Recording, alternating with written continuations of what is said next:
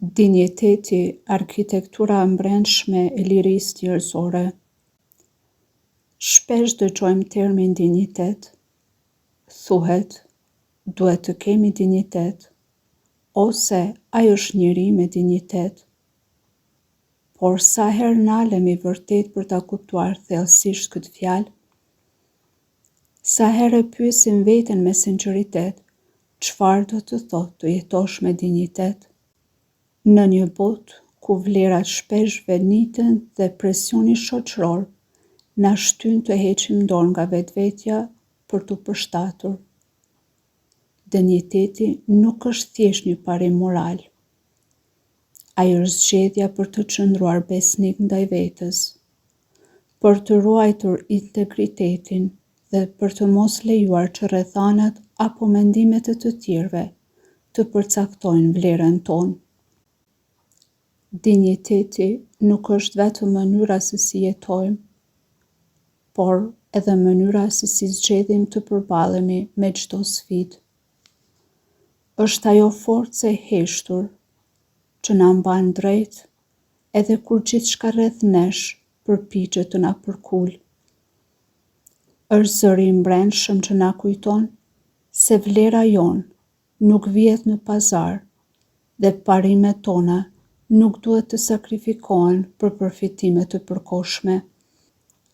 Të mos e kuptosh dinjitetin, do të thotë të rrezikosh të humbasësh veten në përpjekjen për t'u pranuar nga të tjerët, ndërsa ta njohësh dhe ta jetosh atë, do të thotë të ndërtosh një identitet të fortë që nuk thyet nga refuzimi, padrejtësia apo frika.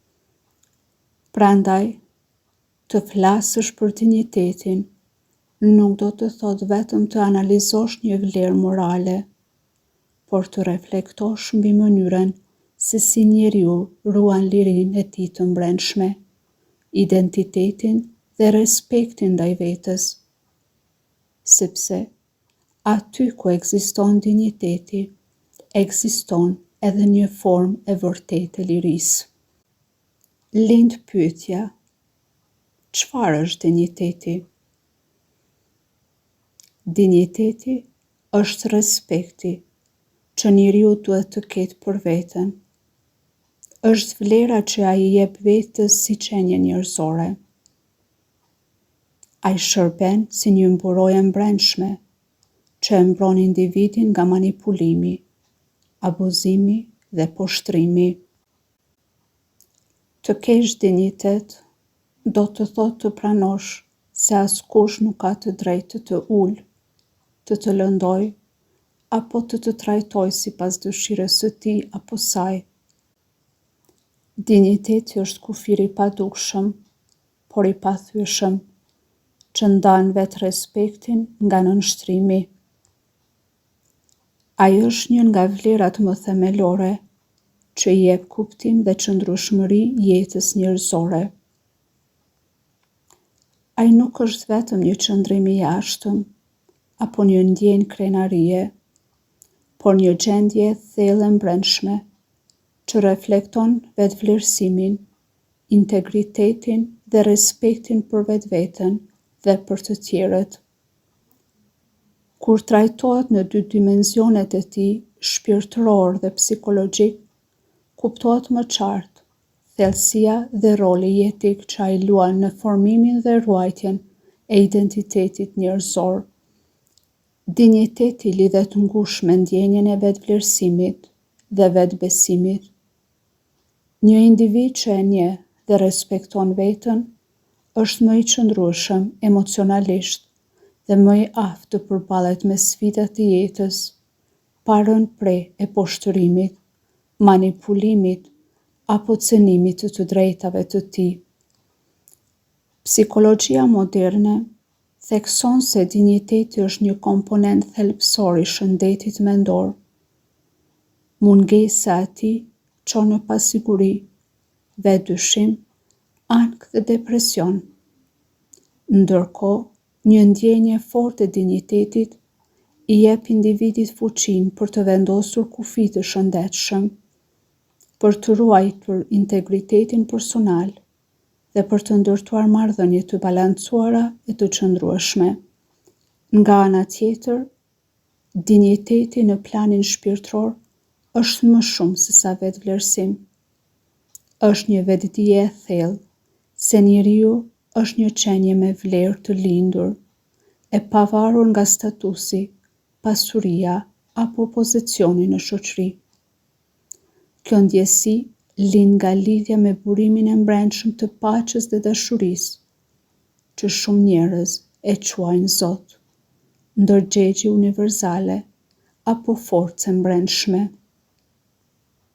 Njeriu që e njeh dinjitetin në mënyrë shpirtërore nuk e lejon veten të poshtërohet, por as nuk poshtëron të tjerët. A jeton me përullësi, por jo me nënshtrim, me forcë të brendshme, por pa arrogancë. Ky lloj dinjiteti bëhet themeli i etikës, drejtësisë dhe bashkëjetesës në paqe. Bashkimi i dinjitetit shpirtëror dhe psikologjik është thelbi i qëndresës njerëzore.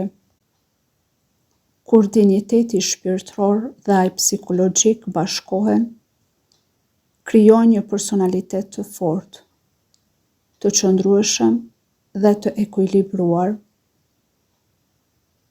Një individ i tillë di të kërkojë respekt pa qenë agresiv, di të jap dashuri pa u zhdukur në kërkesat e të tjerëve dhe di të ruajë dinjitetin edhe në kushte humbjeje, padrejtësie apo dhimbjeje.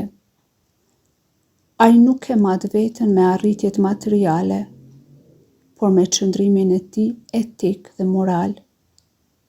Dinjiteti e bën njeriu të jetë vetvetja në çdo rrethan, pa u shitur, pa u ulur dhe pa u dorëzuar ndaj presioneve që cenojnë integritetin e tij. Përkundrazi, mungesa e dinjitetit, qoftë në nivel psikologjik apo shpirtëror, e shkëput njeriu nga vetvetja. Ai ose lejon të tjerët ta shkelin, ose shkel mbi të tjerët, për të mbrojtur një imazh të rrem force. Kjo krijon marrëdhënie toksike, mungesë vetdije dhe shpesh çon në një jetë të zbrazët emocionalisht dhe shpirtërisht. Lidhja mes aspektit shpirtëror dhe psikologjik të dinjitetit është e pazgjithshme. Kur një individ është i lidhur me vetveten në mënyrë të vërtetë, ai zhvillon një besim të qëndrueshëm dhe një harmoni të brendshme, që e bën të fortë ndaj tronditjeve të jashtme. Në këtë mënyrë, dinjiteti shërben si një mburojë e fuqishme, që ndihmon në rritjen personale dhe në ndërtimin e një karakteri të qëndrueshëm. Nga ana tjetër, mungesa e dinjitetit shpesh lidhet me pasiguri, frikë dhe ndjenjen e inferioritetit. Në planin psikologjik, kjo shfaqet si vetvlerësimi i ulët dhe ndjenjë pafuqie, ndërsa në aspektin shpirtëror, si një ndarje nga vetvetja dhe nga vlera brendshme. Ky boshllëk shpirtëror dhe emocional shpesh çon në sjellje që dëmtojnë marrëdhëniet dhe pengojnë zhvillimin personal. Sigurisht, dinjiteti nuk është një cilësi që njeriu e fiton nga jashtë, por një vlerë që kultivohet brenda vetes. Ai është pasqyrë e lidhjes mes shpirtit dhe mendjes, një ekuilibër i brendshëm, që e bën njeriu të qëndrojë drejt dhe i palëkundur përballë sfidave. Është themeli mbi të cilin ndërtohet jo vetëm mirëqenia personale, por edhe një shoqëri më e drejtë, më njerëzore dhe më e ndriçuar shpirtërisht. Dinjiteti nuk është krenari, por qëndresë morale dhe shpirtërore. Bibla e vendos dinjitetin në themel ontologjik, duke pohuar se njeriu është krijuar sipas shëmbëltyrës së Zotit. Kjo nënkupton se vlera e individit nuk varet nga pushteti apo aprovimi i shoqërisë, por nga besnikëria ndaj së vërtetës dhe respekti për ndërgjegjen. Servelizmi, nga ana tjetër, është mohimi i këtij dinjiteti. Njeriu që përkulet për të fituar favor, humb unitetin mes ndërgjegjes dhe veprimit, duke krijuar zbrasti shpirtërore dhe ankth. Përullësia e vërtetë nuk është në nështrimi ndaj frikës, por besnikëria ndaj së drejtës. Dinjiteti në këtë kontekst është aftësia për të ruajtur integritetin moral dhe autonominë e vendimarrjes edhe nën presion. Një individ që ruan dinjitetin nuk është i paprekshëm nga presioni, por nuk lejon që frika të deformojë zgjidhjet e tij.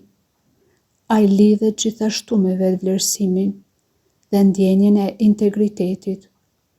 Kur veprimet përputhen me vlerat e brendshme, individi përjeton kuptim, qetësi dhe qëllim në jetë.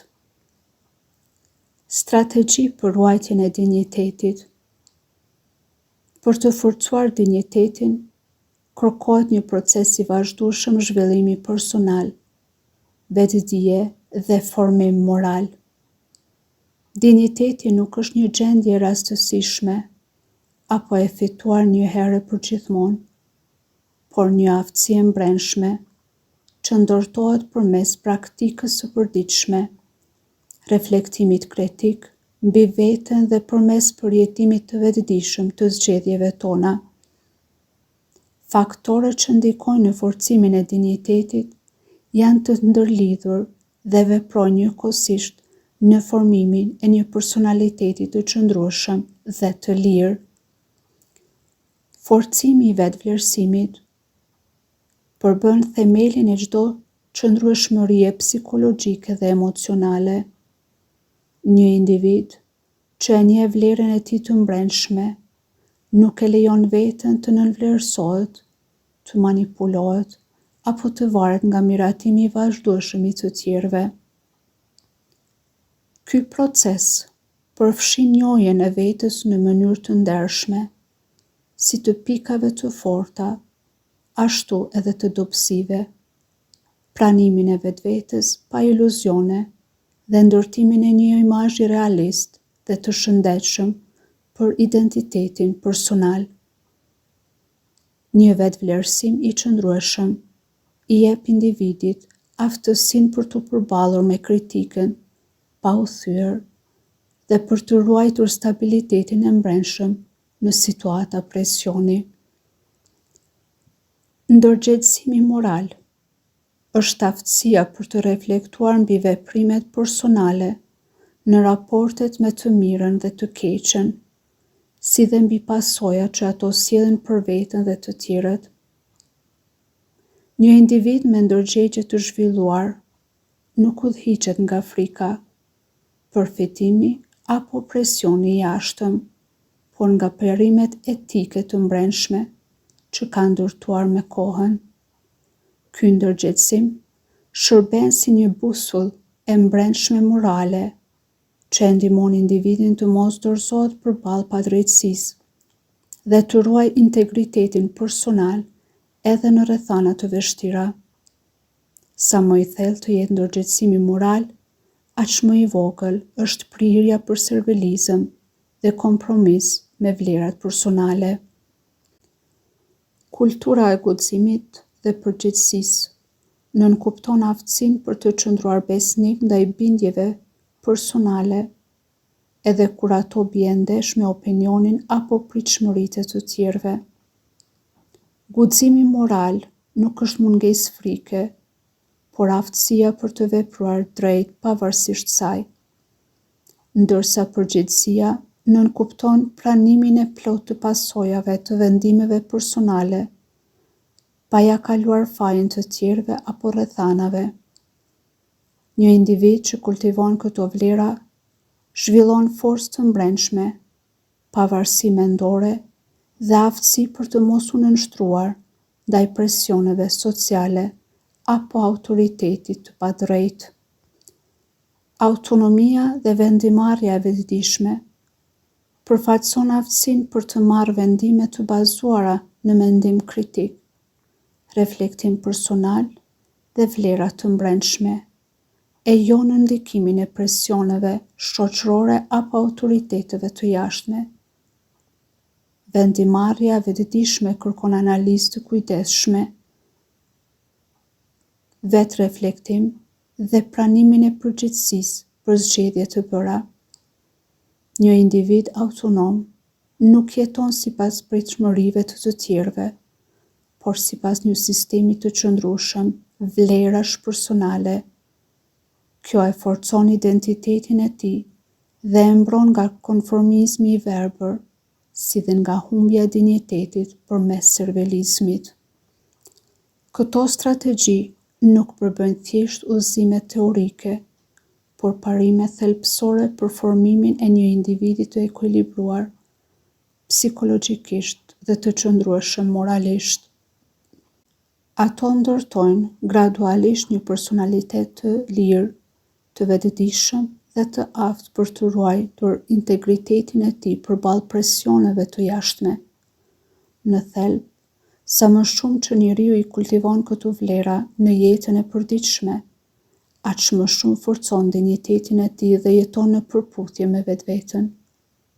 Prandaj, dinjiteti nuk është thjesht mënyra se si njeriu jeton në botë, por prova e heshtur se ai nuk ka pranuar kurrë të bëhet i huaj për vetveten.